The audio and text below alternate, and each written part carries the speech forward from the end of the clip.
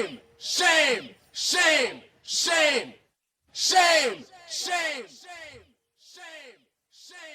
All right, welcome everyone. You're watching Act TV's Act Now, where we cover activism and everything that's going on. Today we're talking about healthcare, and I am going to be joined in a moment or so by Laura Packard. She's a small business owner, a healthcare advocate, an activist, a cancer survivor. She's the founder of Healthcare Voices, which is a nonprofit grassroots organization for adults with serious medical conditions. Definitely look that up and get involved if that is where you're at. She is the senior advisor to the Be a Hero Action Fund and co-chair of Healthcare Voter. And with all of that, she found time to come onto our show. Laura, thanks so much for being here with us today. Thanks for having me. There's been so many major wins on the healthcare front recently. The Supreme Court rejecting the latest challenge to the ACA. And there's this new push by progressives to expand Medicare in the upcoming legislative package. Obviously, their goal is lowering the eligibility age to 60 and adding new benefits like dental, vision, and hearing, which I talked about at the top of the show. They also aim to allow Medicare to negotiate drug prices. Laura, talk first about the victory Americans had with regard to healthcare in the Supreme Court last week. Well, this is a rare piece of good news from the Supreme Court. They threw the case out. They didn't vote on the merits of the case. They merely said that the people suing didn't have a right to sue. But the way that they tossed the case out indicates that they are getting sick of these Obamacare court cases. It's 3 in a row that conservatives have lost. And you can see that the justices have kind of had enough. So I would hope that the various attorney generals that keep bringing these ridiculous lawsuits, such as Ken Paxton in Texas, will take a hint. But so far, they don't seem to be listening. Don't the justices have a say in which cases they listen to? Yes, they can certainly ignore a case, not take it up. And in this case, I think that politically they knew that it would be a bad idea to overthrow the Affordable Care Act and strip away healthcare from tens of millions of Americans. So they were looking for a way to not have to rule on the merits, to not say that they like Obamacare, but to toss it out on a technicality. It's a bad look is the issue for them, right? It's not necessary because we know the court is right wing now. People on the right are thrilled that it's right wing. So there's no hiding. And when they make their judgments, they're going to be political. Yes. Yes, although you can see with John Roberts in past decisions, he tried to figure out a way to not throw away the entire law because insurance companies are now doing just fine under the current system. So their big business backers do have a vested interest in keeping things the way they are. Well, interesting. I always talk about how it's just the battle of the corporate titans and we're just kind of along for the ride. Let's discuss the upcoming legislative package. There's advocates and congressional aides are saying that adding dental, vision, and hearing benefits has a significantly better chance of making it into the Democratic-only package than lowering eligibility age to 60. Why do you think that is? Well, right now, nobody knows exactly what's going to be in the package because they are in the kitchen cooking it even as we speak. So there are folks like Senator Sanders that are pushing to lower the age of Medicare down to 60. And that is something that insurance companies and hospitals and so on don't like because Medicare pays less than private insurance. So there are a lot of people that don't want the Medicare age to be lowered. It's easier perhaps to expand Medicare to existing people to cover vision and dental, and the things that you might think are covered under Medicare now, but they aren't. So that's an easier lift. And we'll see what they cook up in that kitchen because it is not anywhere near done right now. Don't Republican voters like Medicare? Well, people like Medicare. Most Americans believe that everyone should have health care. The issue is, how do we get there? And there are various Republican elected officials that have staked out this ground saying that the Affordable Care Act is terrible and they will do everything they can to get rid of it. And those same elected officials then have a hard time actually meeting what their constituents need. In fact, right now in Texas and Florida and Georgia and North Carolina, there are millions of Americans that should have free health care. Those states should have expanded Medicaid under the Affordable Care Act, but their Republican leadership refuses to do it. So that's over 2 million Americans that don't have health care right now because of these conservative ideologues. In the middle of the pandemic, when people don't have health care, they're obviously showing up at the hospital in bad shape. What happened there? Those states, can you draw me a picture of where people turned away from care? Well, folks that are at the bottom of the income scale that make around or below the poverty line, in most states, they are eligible for expanded Medicaid, but in those 12 states, they aren't. So if you don't make enough to be able to afford health insurance, you can't get it through Medicaid. You can't even get it through the Affordable Care Act, because the way the Affordable Care Act was designed was that people that had really low incomes would use Medicaid. And so the ACA policies don't start kicking in until you make like 166% above the poverty line. So you wind up with millions of Americans that cannot afford healthcare, don't have health insurance, wind up avoiding the doctor, trying not to go to the emergency room unless they absolutely have to. And that's when you have people show up that have advanced cancer, advanced lung disease, because they couldn't get preventative care. And in the richest country in the world, we have got to be better than this. We have to be better, and we can be better. During the pandemic itself, were people turned away, or people in that situation where they just sent an enormous bill for care? Well, hospitals won't turn you away in an emergency situation, but they can certainly kick you out as soon as they possibly can. And if you have a chronic disease or condition, if you need regular chemotherapy, or if you need your insulin for your diabetes, hospitals don't have to provide that. It's only they have to stabilize you. That's the only thing that they're required to do. And then they can generate ginormous bills for people. Now, part of the various COVID relief packages were to cover people who needed this emergency care, but there's all kinds of stories about people slipping through the cracks, especially early on when COVID tests were so hard to get. How do you prove that you had COVID? Right. I read that the Partnership for America's Health Care Future, which is a group of those people that you mentioned, pharmaceutical companies, hospitals, insurers, they are running ads against lowering the Medicare age. It's a 7-figure ad buy. And here I have a friend whose insurance won't cover a chest x-ray, but they have enough money to buy ads on your local channel. What do these organizations stand to lose if they drop the age to 60? Well, if they drop the age to 60 and the benefits of Medicare are beefed up for those folks, because right now, if you just offered straight Medicare to people ages 60 to 65, depending on their situation, the Affordable Care Act may be a better deal for them. So if you took care of all that and you made it a good deal for everybody 60 and up, Medicare pays less than private insurers. So the hospitals would take a the hospitals would take they a would hit. have a fit and take a cut. Yes, right? Yeah, exactly. They would have a fit and take a hit. So they would be getting less money from their patients. Insurance companies would lose customers, and pharma would also potentially be losing money, but not necessarily, because Medicare is not allowed to negotiate drug prices, which is a whole other thing that they're also trying to solve right now. Oh, I understand they want to put it in that same bill, is they want to give, the opportunity to negotiate drug prices. What would that Yes. do for us?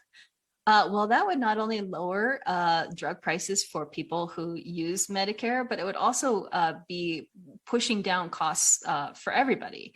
So we pay some of the highest costs for medications out of any other country. And it's just unfathomable that we spend so much money and get so little at the end of the day, that there are people dying every year without insulin, which is something that was patented 100 years ago for $1. So this profiteering is disgusting. And they're talking about putting HR 3, which is the drug negotiation bill in the House, into the infrastructure packages. But it's tricky because big pharma has big wallets. And so they have backed a lot of elected officials from both parties. So now people are starting to get a little bit of cold feet when actually something could be done.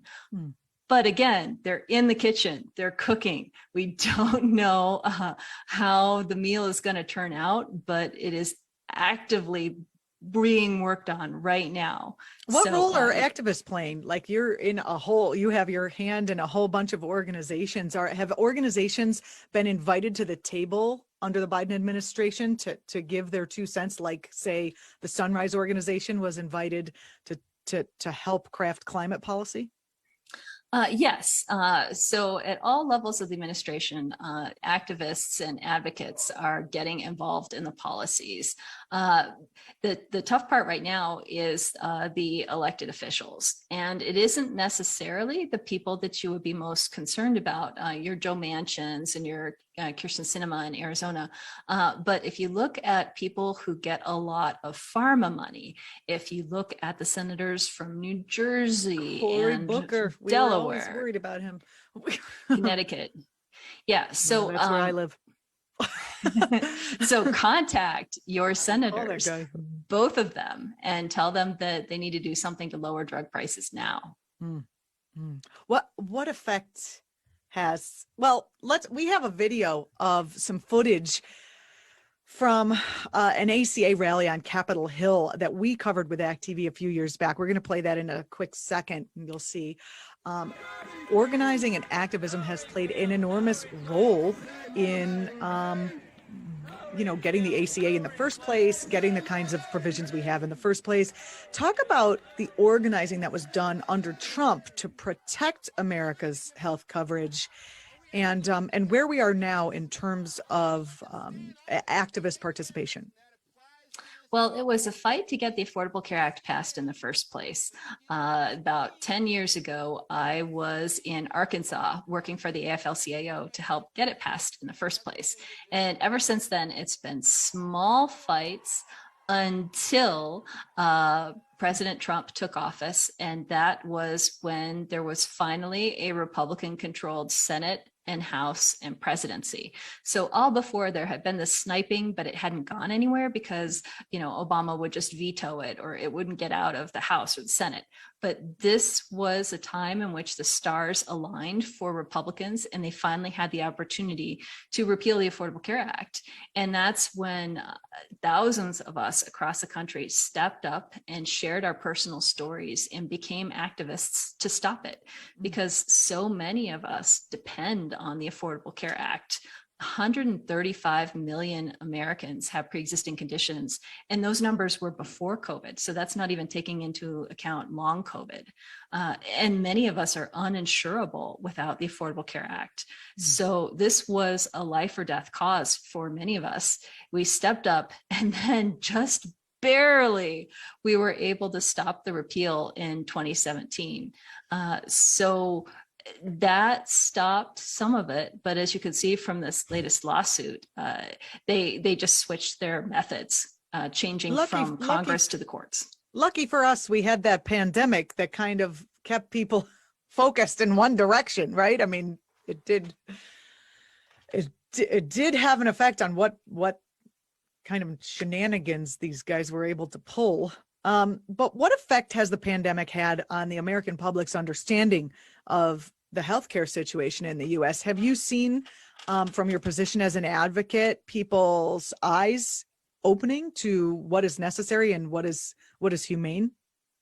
Well, I think it's made clear to everybody that you can't wall yourself off from other people. You can't consider that you are safe just because you have so-called good insurance, because whether your neighbor has insurance, whether your neighbor can get treated, or whether they're an essential worker that doesn't have health insurance, that has to go to work in the midst of a pandemic and brings home COVID, that's something that affects all of us. So I think it's more clear to most Americans that we are all in this together. Yes. Well, that is good.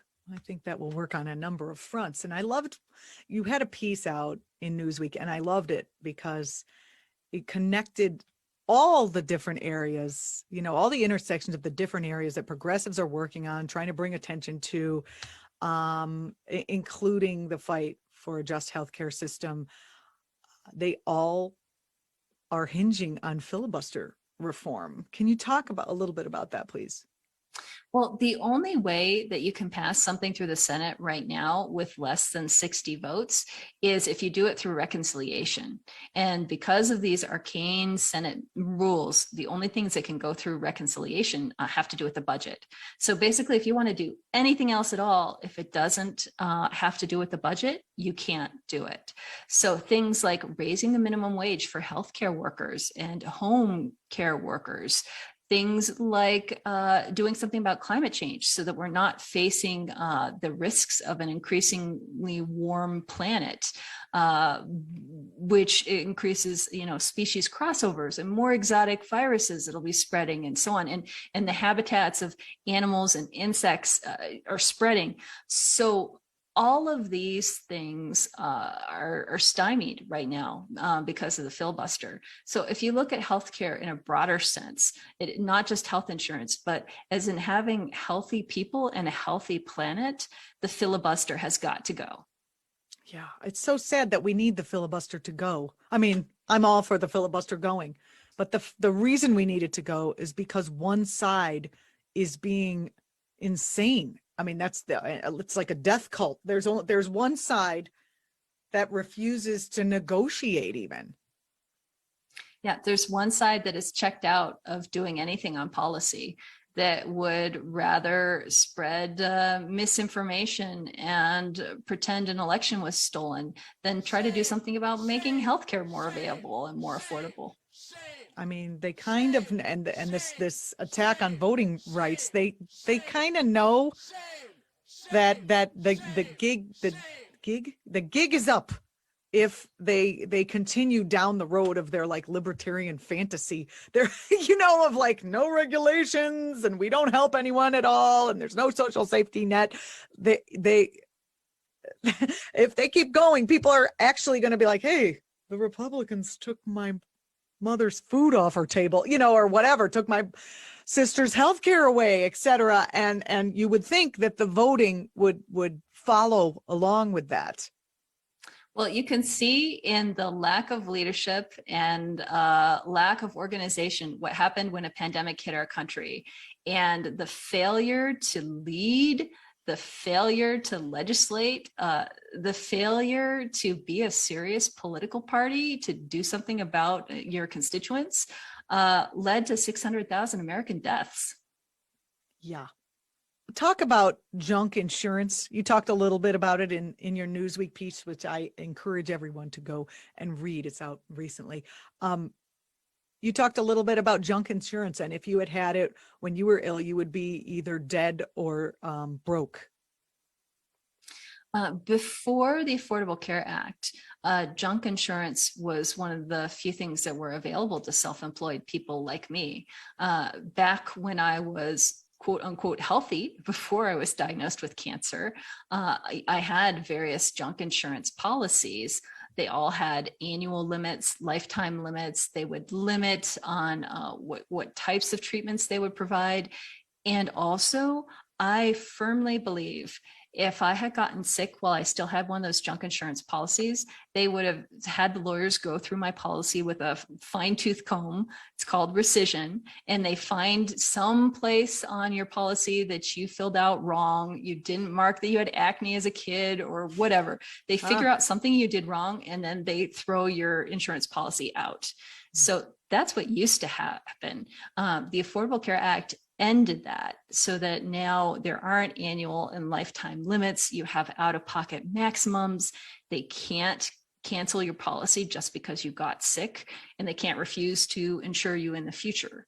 So one of the things that Trump did to try and lower insurance policy costs was junk it all up. So he opened up the regulations so that people could start selling more of these junk policies again. And so instead of for 3 months or whatever, you could sell them for up to a year. So sure, those plans are cheaper, but just like with a Trump steak, you get what you pay for. Yeah. No one really thinks they're going to get sick until they do.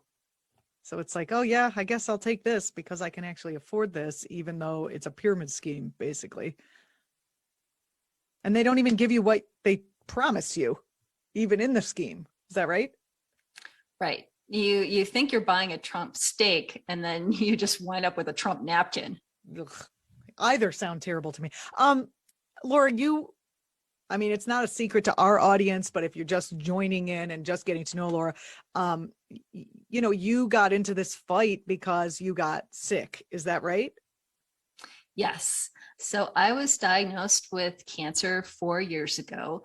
And the day after my first chemotherapy appointment, Republicans in the House voted to dismantle the Affordable Care Act, which was keeping me alive. So not only did I have to fight cancer, I had to fight elected officials to keep my insurance to pay for the treatments to end the cancer.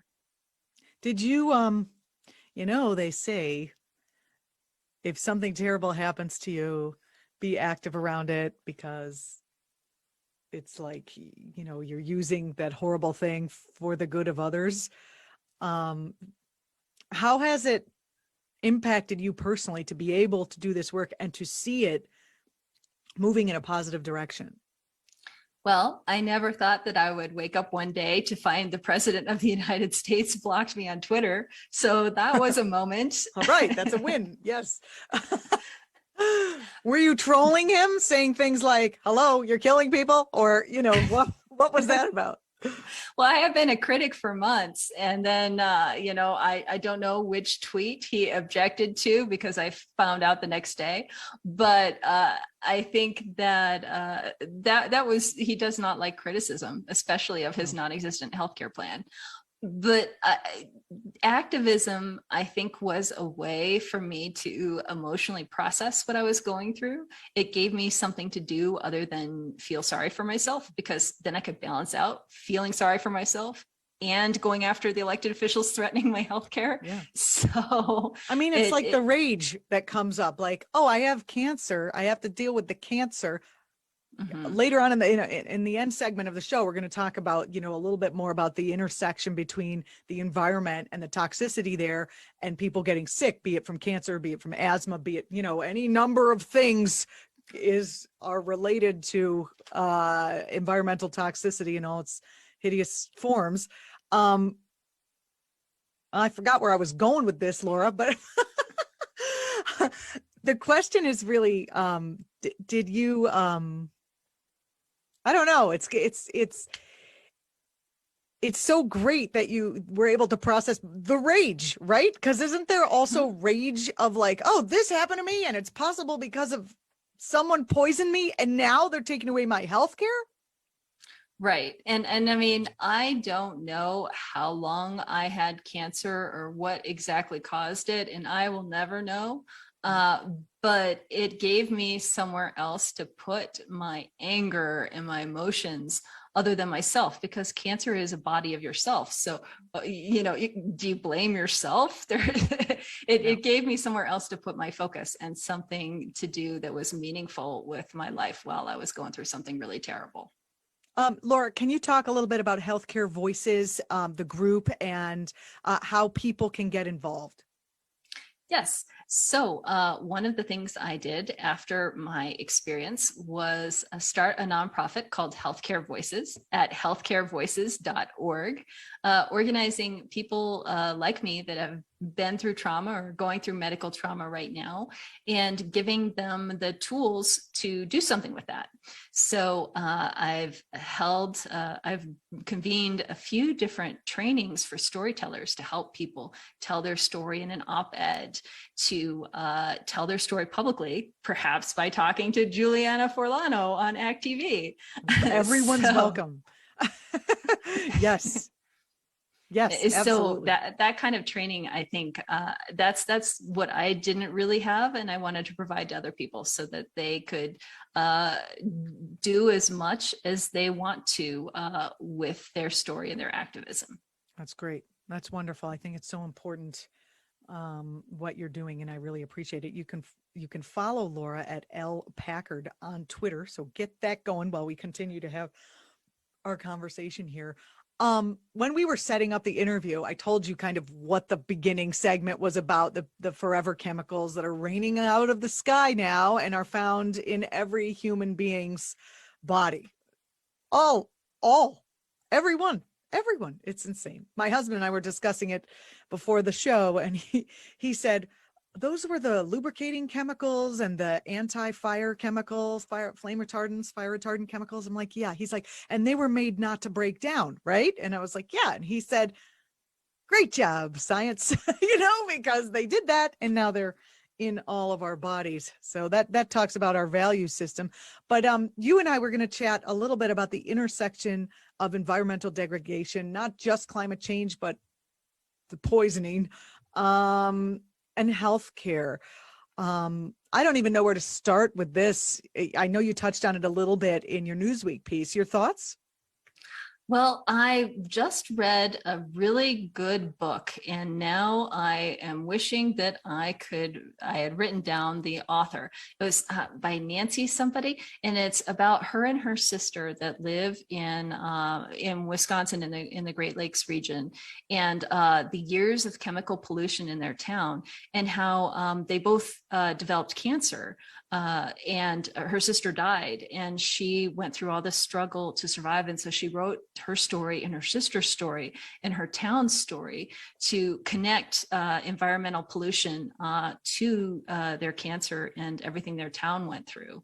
And the links are not always clear. It's not always as easy to point to as, asbestos and mesothelioma. There's some things that there's really clear links between you were exposed to this and then this thing happened, and other things, our bodies take on so much chemical load from the time we're born. You can't really point to any one thing, but it seems like rates of various types of cancer have increased. And so you don't always know why, but it's clear that companies especially will build things without considering the long-term effects, and then we have to live with that.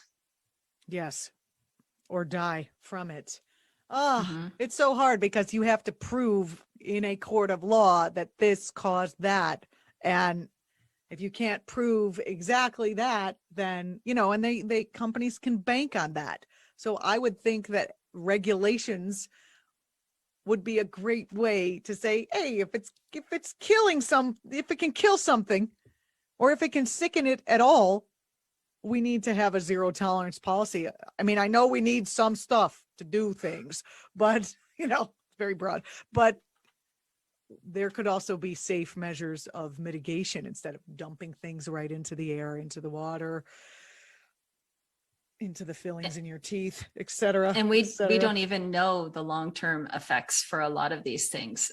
Cancer, for the most part, is a slow-growing disease. So I was diagnosed at age 40. Was this the things I was exposed to when I was 20, when I was 30, when I was a kid? Nobody even knows. I know. It's how do we do this in the legal system then? How do we adjust this? And if you have any ideas, put them in the comments.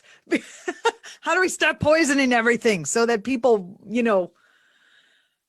can live as healthy as possible and then have a nice healthcare system when something will go wrong, because that's the nature of being a human being. Right. Because if you live long enough, eventually something will break, which is why everybody needs good health care. Laura Packard, how can people get involved, and what do you suggest people do to stay active to keep pushing for a just healthcare system right now? Well, wherever you live, be sure to contact your senators if you have them. If you live in Washington, D.C., I hope you get them. And contact your representative and make sure that they know that lowering the cost of healthcare is important to you, that lowering the cost of prescription drugs, that expanding Medicare is important, that filling in the Medicaid gap so these 2 million people in conservative states can get the healthcare they need. So tell them you want them to do all of the things, and tell them you want them to stand strong against all the exceptionally well-paid lobbyists that are telling them to do otherwise. Laura, I see in our comments on Facebook and other spots, people are wondering what is the name of that book. They would like to read it. I'm going to encourage everyone to follow Laura on Twitter at @Packard, or you can follow me, Julianna Forlano, on Twitter. And Laura, can you put it up there when you remember what it is?